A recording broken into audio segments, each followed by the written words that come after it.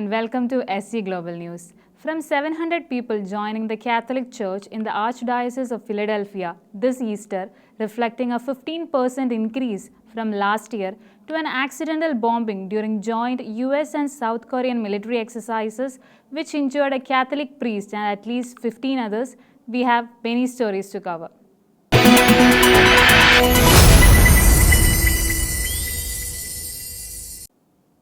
Over 700 people will enter the Catholic Church in the Archdiocese of Philadelphia this Easter, marking a 15% increase from last year.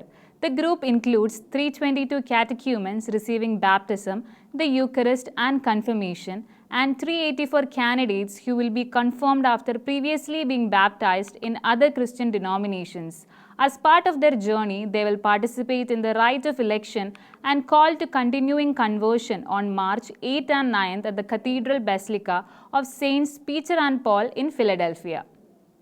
In the Roman Catholic Archdiocese of Philadelphia, 706 people will enter into full communion with the Catholic Church at the Easter Vigil, marking a 15% increase from last year. Among them, 322 catechumens will receive the sacraments of baptism, the Eucharist and confirmation, while 384 candidates who were validly baptized in other Christian denominations will be confirmed into the Catholic Church on Easter. The Archdiocese of Philadelphia offers Christian initiation programs for adults at various parishes across the diocese. Those seeking to enter the Catholic Church attend weekly classes for 9 months to a year, where they receive instruction on the Trinity, the 7 sacraments, the 10 commandments, prayer, and other aspects of the faith.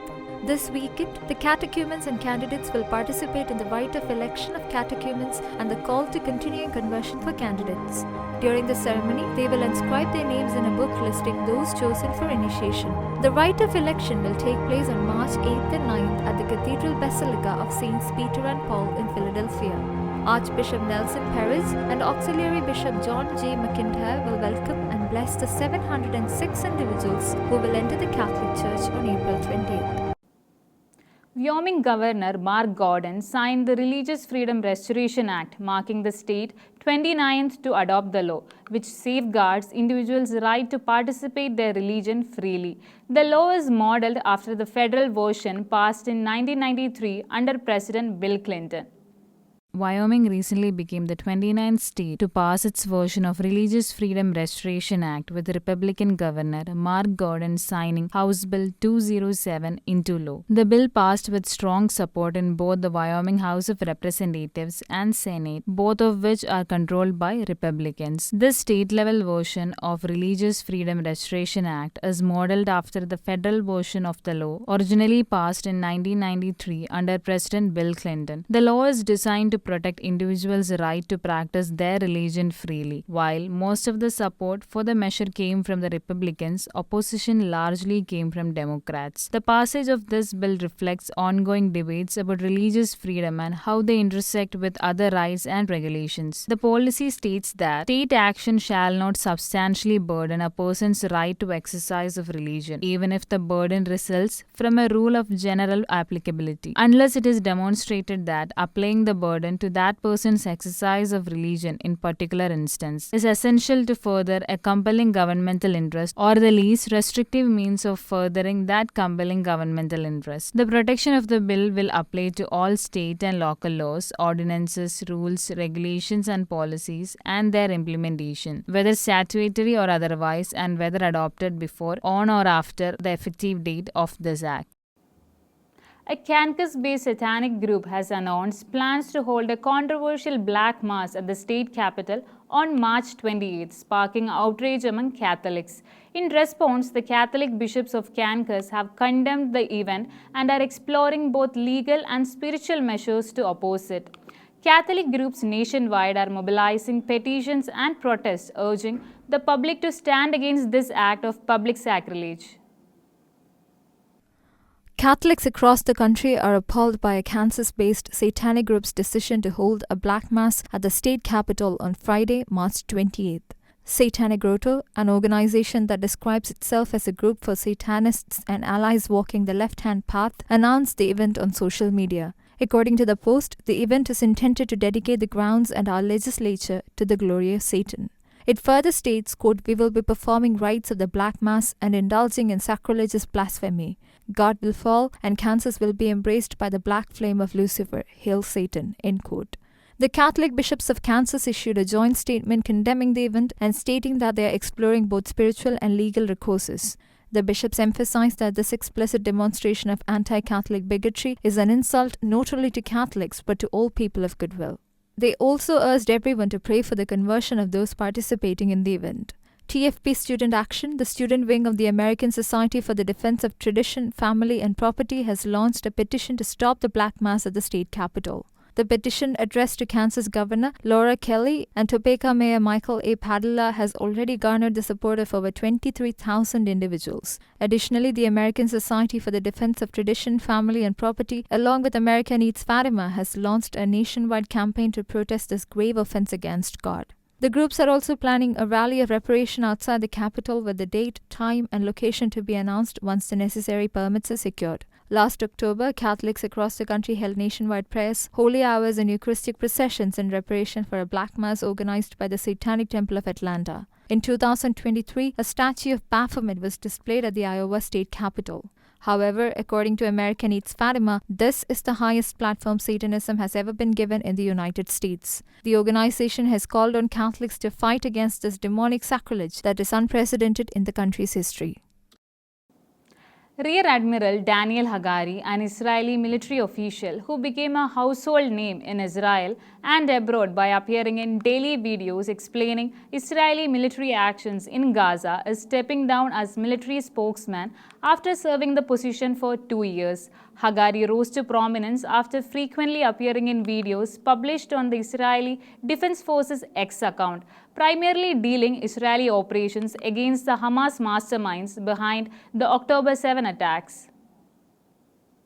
Rear Admiral Daniel Hagari, the current Israeli military spokesman and one of the most visible faces in the Israeli army, is set to end his long-standing role in the coming weeks.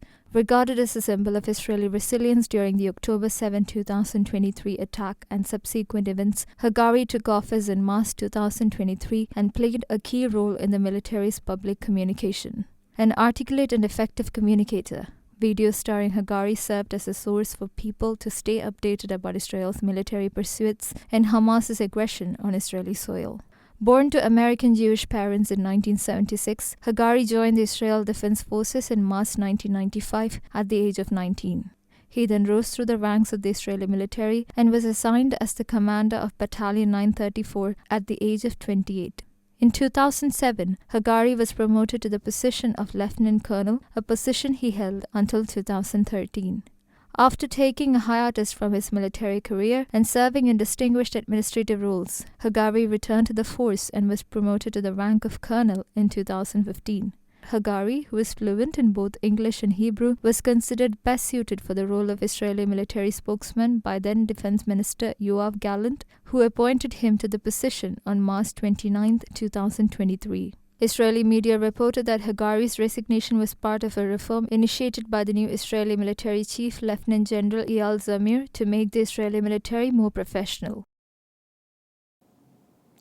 In a bid to mobilize public reaction against Netanyahu administration, the Islamic militant organization Hamas released a chilling video of 21-year-old hostage Matan Angrist, who was abducted by Hamas militants from his assigned post at Neiros, pleading for his release. In what is said to be a propaganda video, Angrist expresses pessimism about his release and says that the impasse in the talks might prolong the release of him and his fellow hostages.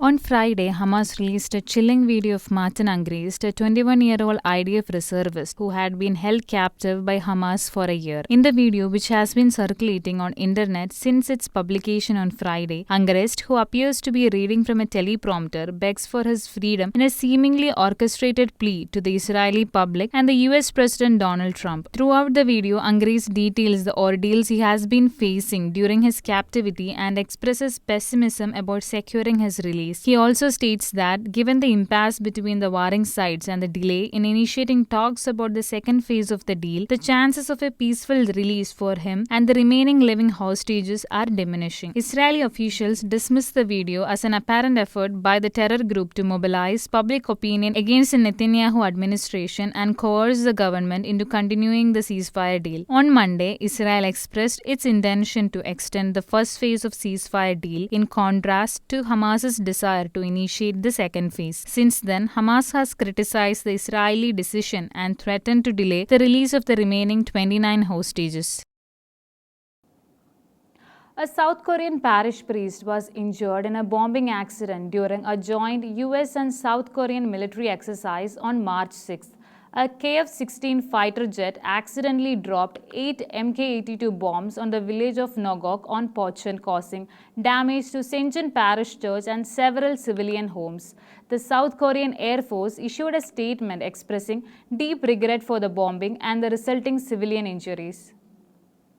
A South Korean parish priest is hospitalized after a bombing accident during joint US and South Korean military exercises on Thursday, when military pilots mistakenly dropped bombs on a village. The incident took place on March 6th when a KF-16 fighter jet accidentally dropped 8 Mk-82 bombs on the village of Nogok in Pocheon, damaging St. John Parish Church, which is under the jurisdiction of the Military Ordinate of Korea, as well as damaging several civilian homes. At least 15 people were injured, according to the village's mayor, Baek Kyung-hyung, though no fatalities have been reported. The bombing was the result of what South Korean defense officials described as an abnormal release. A South Korean Air Force fighter pilot mistakenly entered the wrong coordinates for the release of the bombs, which were intended for a live fire range 5 miles away. It remains unclear how a second jet also bombed the same wrong target, or why the pilots failed to visually confirm that they were over a civilian area at the time of the release. Security camera footage captured a blast just outside the parish church. Both the parish priest and the military chaplain assigned to the church were transferred to the Armed Forces Capital Hospital for treatment and are currently recovering. The church building, along with its attached fellowship room, sustained significant damage to its roof, exterior walls, and entrance. In response, the South Korean Air Force issued a statement expressing deep regret for the unintended bombing and the resulting civilian injuries, extending wishes for a swift recovery to those affected. The bombing took place during Operation Freedom Shield, an annual 11-day joint military operation between the US and South Korean forces. Following the incident, live fire exercises were suspended as part of the operation. That's all for today. Until we meet again, God bless and thank you.